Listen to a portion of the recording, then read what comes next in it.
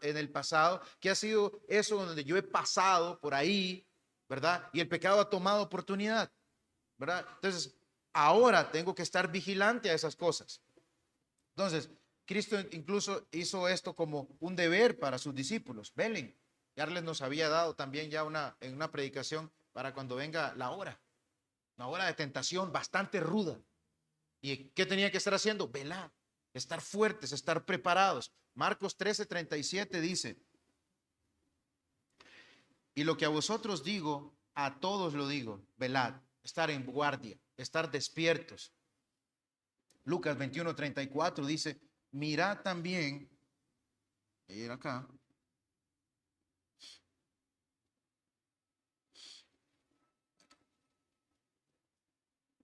mirad también, tengan cuidado, estén atentos, mirad también por vosotros mismos que vuestros corazones no se carguen de glotonería y embriaguez y de los afanes de esta vida y venga de repente sobre vosotros aquel día.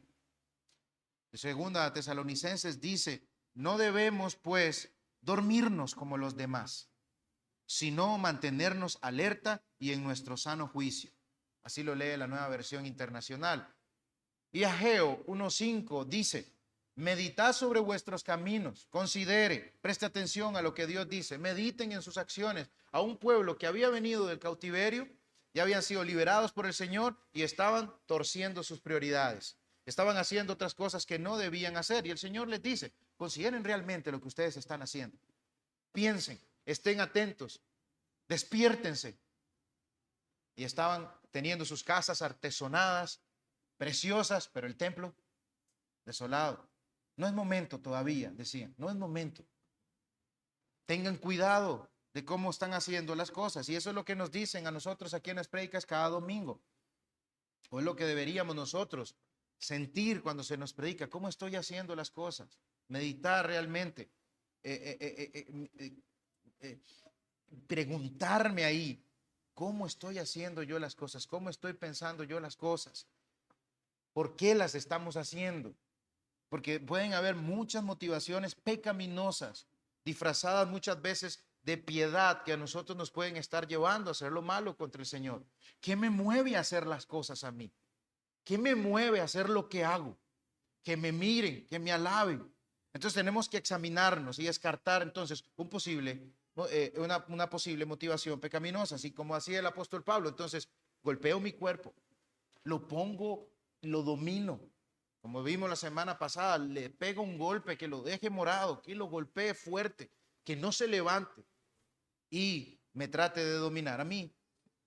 Tenemos entonces que estar vigilantes contra cada una de esas manifestaciones de nuestras corrupciones y quiere el Señor, ¿verdad, hermanos? Darnos la victoria. Darles la semana pasada también en la predica, a nosotros nos dijo algo.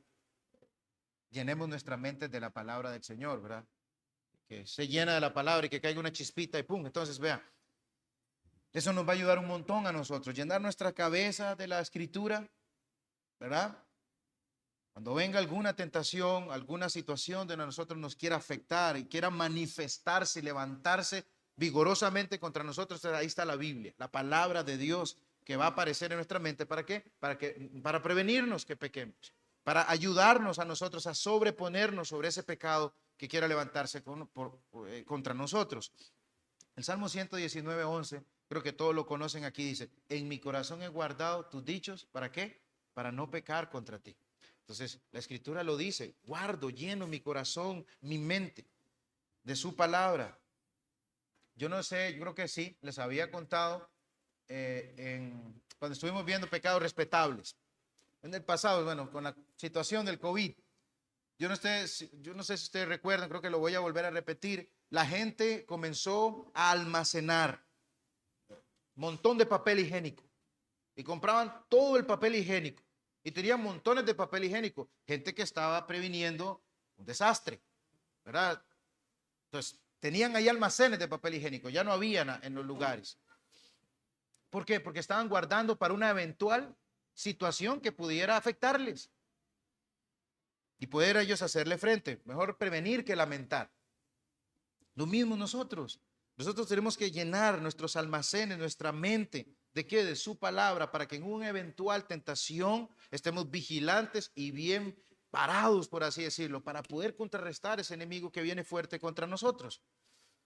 Entonces, hay que considerar de qué maneras entonces es que se manifiesta el pecado. Hay que ver de cómo es que se manifiesta el pecado. ¿Qué compañías me hacen pecar?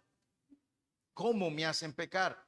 Porque tampoco es que nos vamos a alejar, ¿verdad? El apóstol Pablo dice, no se junten con no se junten con los fornicarios, pero yo, o sea, con aquel que diga hacer esto y que estando en iglesia, porque si no, no se van a poder ustedes de ninguna manera apartar de todo el mundo. Pero tenemos que considerar qué manera me hacen pecar a mí, cómo, qué oportunidades hay en mi vida donde se me presentan situaciones para pecar contra el Señor. Owen agrega aquí, ¿qué estudios? ¿Qué estudios elijo? ¿Qué estudios hago que me pueden llevar a pecar contra el Señor? ¿Qué ocupaciones? ¿Verdad? ¿Qué ocupaciones o profesiones que me lleven a pecar contra el Señor? ¿Qué condiciones? ¿Qué condiciones incluso me dan la ventaja a mí para pecar? La computadora en la noche, el celular por la noche. Entonces tengo que identificarlas. ¿Para qué? Para entonces pararme firme, ver qué dice la Escritura con respecto a eso y en dependencia del Señor, contrarrestar ese pecado. Lo identifico para poder evitar pecar contra el Señor. Hay quienes dicen que, por ejemplo, hacer una dieta es súper bueno, evitar ciertos alimentos, súper bueno. Entonces vamos a agarrar un ejemplo de ahí. Alguien hace una dieta, alguien dice, mira, yo pollito frito no. Y está bien. Yo soy amante del pollo frito, por ejemplo. Voy a poner ese ejemplo. Alguien dice, no, yo pollo frito no, me hace mal, ¿verdad? Y saben que les encanta. También les encanta el pollo frito, pero ellos dicen, no, me hace mal al cuerpo, entonces yo me abstengo de eso, ¿verdad? Me hace mal a mi cuerpo, mejor me quito. Pero saben que si pasan por un lugar y sienten aquel olor, ay, qué rico. Siempre que pasaba por ahí, yo me acuerdo que yo me compraba un pollito, pero me hace mal a mi cuerpo. Entonces, evitan ese lugar, pasan de largo o buscan la manera de, para no ser tentado, ¿verdad? Ese pollito frito y capaz lo compran y después está ahí con su dolor en el estómago. Entonces, lo mismo nosotros tenemos que hacer con el pecado. Yo sé que son ejemplos demasiado, le pueden encontrar un montón de huecos, pero es así con el pecado. Aparece algo mínimo y nosotros entonces tenemos que identificarlo. Sí, esto me va a hacer pecar contra el Señor. Entonces lo evito y me alejo. ¿Con qué? Con la ayuda del Señor. Con lo que me dicen esos almacenes, esos bancos de memoria donde hemos puesto la palabra. ¿Para qué? Para no ofender a mi Señor.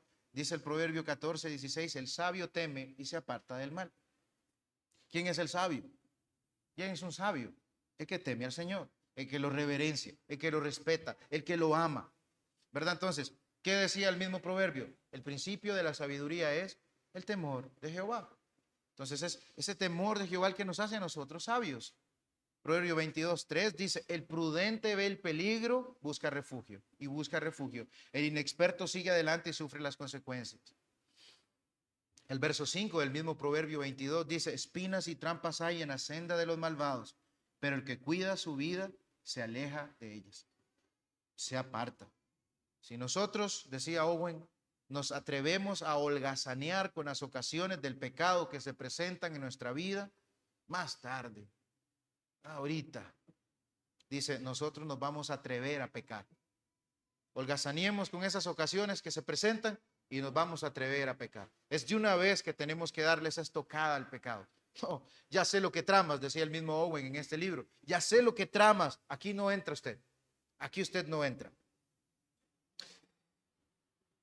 ¿Cuál es entonces ese deseo, esa tentación carnal que quiere manifestarse en usted y en mí? ¿Cuál es? Tenemos que identificarla. ¿A qué soy más propenso? ¿Es la codicia? ¿Es el amor al dinero? ¿Es el amor a ser visto?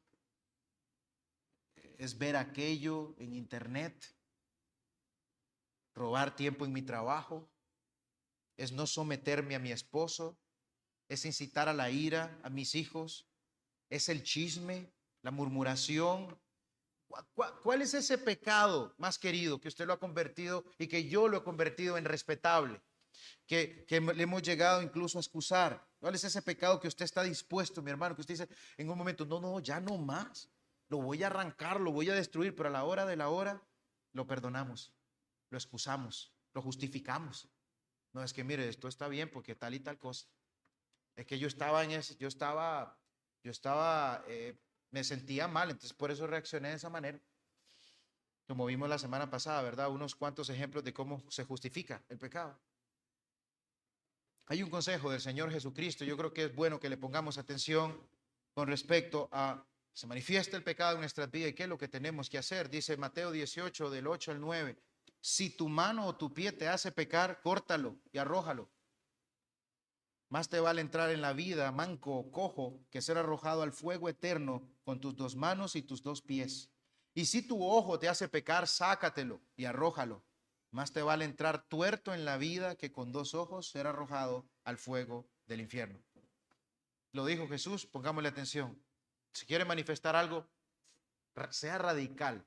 Muchas veces nosotros, y también los puritanos lo decían, nosotros somos rápidos a criticar 1000 pecados del otro, pero uno de nosotros no lo vemos. O sea, 1000 podemos ver en una persona, pero a mí yo no me voy a ver ni uno. Cuando aparezca, ahí es donde tenemos que estar viendo qué hay en mí. En lugar de estar viendo cómo cómo están los otros, qué están haciendo, quiero verme yo. Y si se manifiesta algo, lo corto de una vez. Tengo que ser radical. Si soy radical muchas veces para ir a decirle al otro, tengo que ser radical para conmigo. David, por ejemplo. Aquí ponemos muchos ejemplos del pobre David, pero bueno, quedaron para nosotros, para nuestro beneficio. David, hermanos, vean. Se incomodó David cuando vio a Betsabé, no sé. Se incomodó al punto de decir, oh, ¿cómo habría yo de pecar y cometer tan grande mal contra el Señor? ¿Diría eso David? No se leen las escrituras. O diría, como dijo Job, pacto hecho con mis ojos, ¿cómo habría yo de ver una virgen? Y ya sabemos lo que pasó con David. Hubo una oportunidad ahí y pecó contra el Señor. Entonces, un hombre como David pecó, un hombre como David ofendió al Señor cuando se presentó una oportunidad así, que el Señor entonces nos ayude a nosotros, que nos ayude mucho a estar firmes, a que seamos diligentes, a que nos comportemos nosotros varonilmente. O sea, mis hermanos, que hagamos lo que nosotros tenemos que hacer, que nos corresponde como creyentes, que seamos sabios. ¿Para qué? Para vencer cada día, apartarnos del mal. Porque amamos al Señor, porque lo respetamos, porque es nuestro Salvador y que se nos vengan todo ese montón de pensamientos de lo que el Señor ha hecho por nosotros. Y la última consideración es que nos levantemos poderosamente y vigorosamente contra la más mínima señal de pecado, contra la más mínima que aparezca ahí.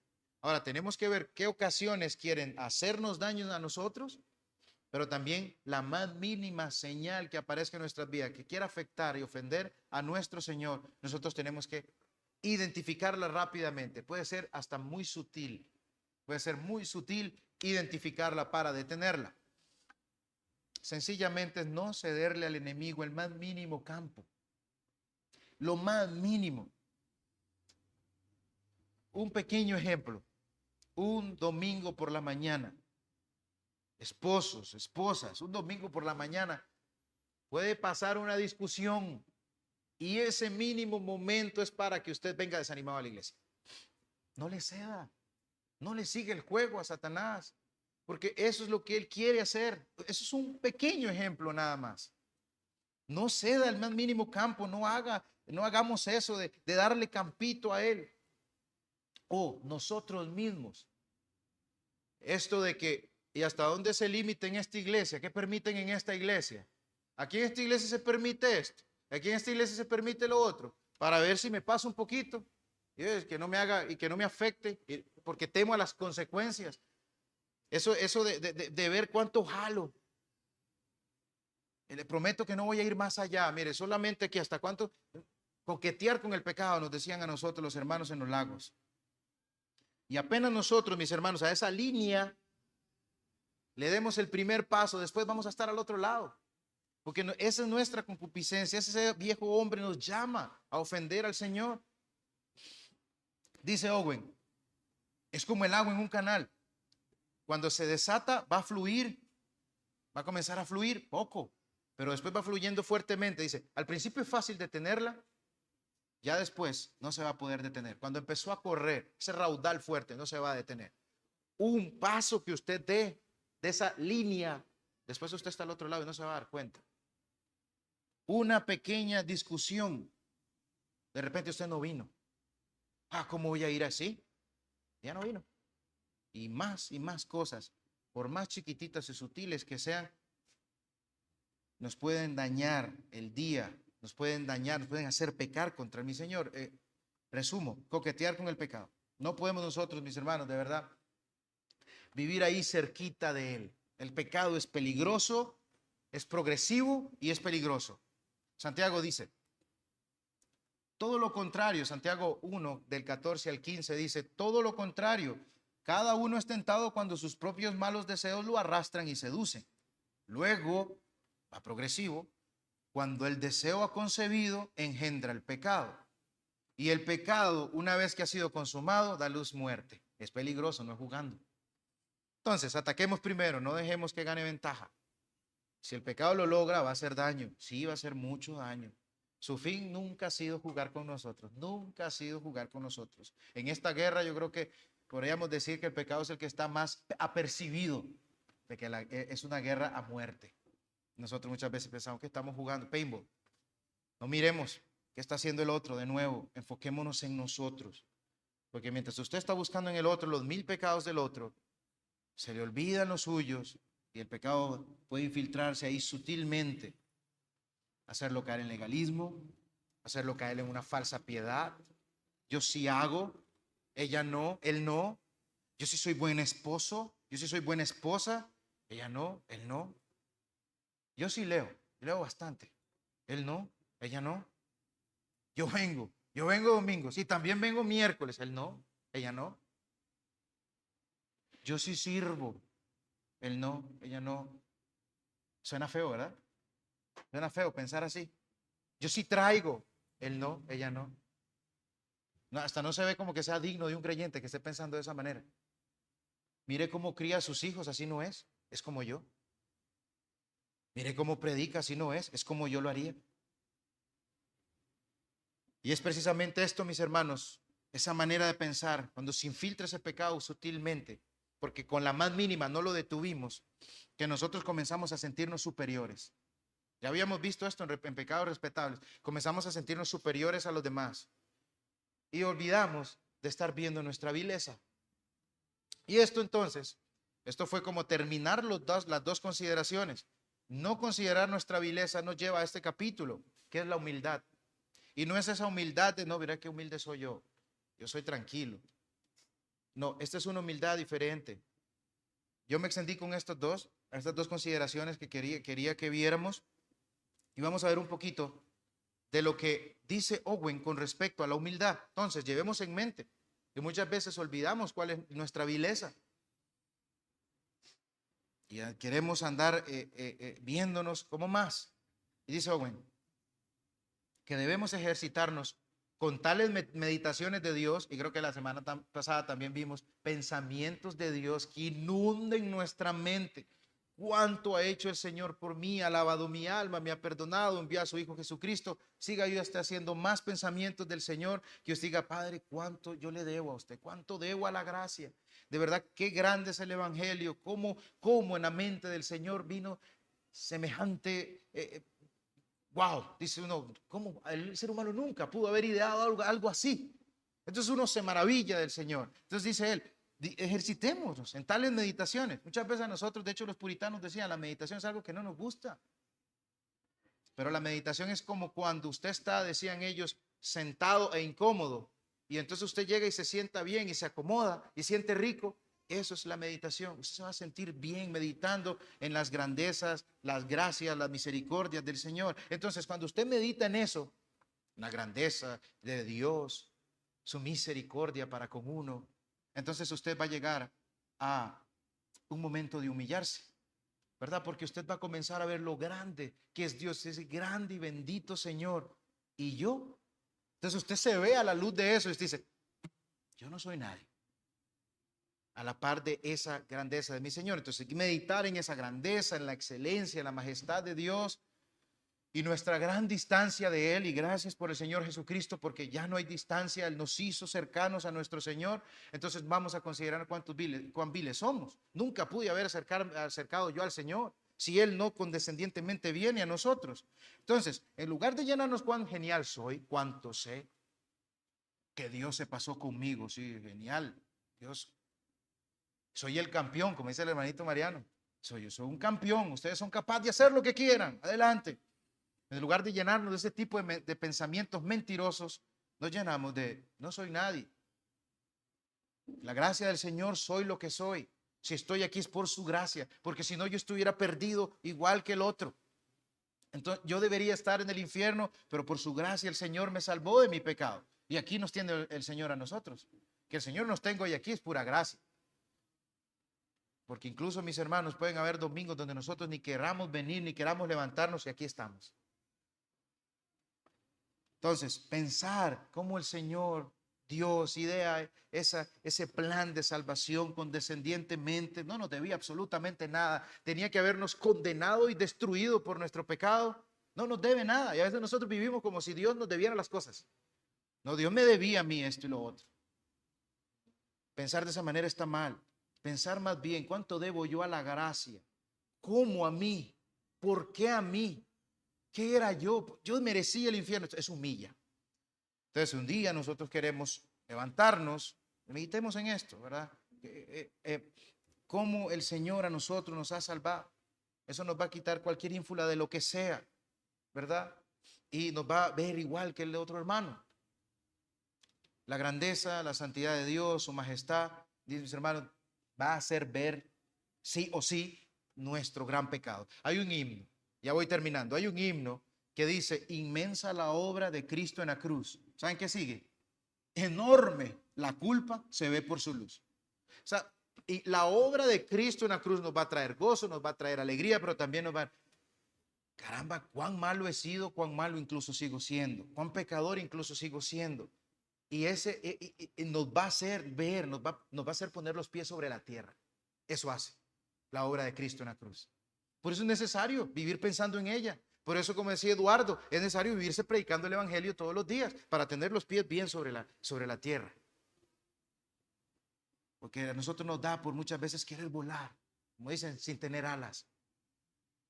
El meditar, el alto precio que el Señor Jesucristo pagó, es que mataron a Cristo, lo asesinaron por su pueblo. Ahí nos vamos a dar cuenta cuán grande era mi deuda. Yo solo merecía la condenación, yo no merecía absolutamente nada. Entonces, venir a la iglesia, y como le decían a aquellas personas en Ageo, mediten bien en sus caminos. Venir aquí a la iglesia y escuchar a nosotros que la iglesia solo predica del pecado, de que esto, que lo otro, que esos son llamadas, la voz tierna del Señor diciéndonos a nosotros, reconozcan que han pecado contra mí, reconozcan que me han ofendido. Esa es esa disciplina del Señor correctiva desde el púlpito, ¿verdad? Que veamos lo que nos predican desde acá es para que nosotros nos humillemos, digamos, Dios bendito, gracias por lo que usted hace por nosotros. Vea lo que estamos viendo en Marcos, y acá sí vamos a ver más vívidamente cómo mataron a nuestro Jesús. Ya vimos cómo le golpeaban en la cara, cómo lo escupían, cómo lo humillaban por usted y por mí. Al que debían haberle hecho eso era a nosotros, no a él. Entonces, y en Hechos, ¿qué estamos viendo? Cómo el Señor ha cuidado de su iglesia y hasta el día de hoy la sigue cuidando. Y la va a cuidar hasta el día que Él venga. Entonces, eso nos tiene que a nosotros humillar. ¿Para qué? Para que queramos hacer las cosas para agradarle al Señor y matar el pecado, darle ese golpe de muerte al pecado. Entonces, considerar esa obra maravillosa, la grandeza de nuestro Señor, ¿verdad? Eso nos va a ayudar a nosotros a poder destruir el orgullo pecaminoso, el legalismo, destruir la codicia, destruir el chisme, destruir la vanagloria, destruir el enojo, destruir la queja. Meditar en el Señor nos va a hacer destruir todas esas cosas. Entonces, mis hermanos, hasta aquí la enseñanza de este domingo. Que Dios les bendiga y nos vemos el siguiente.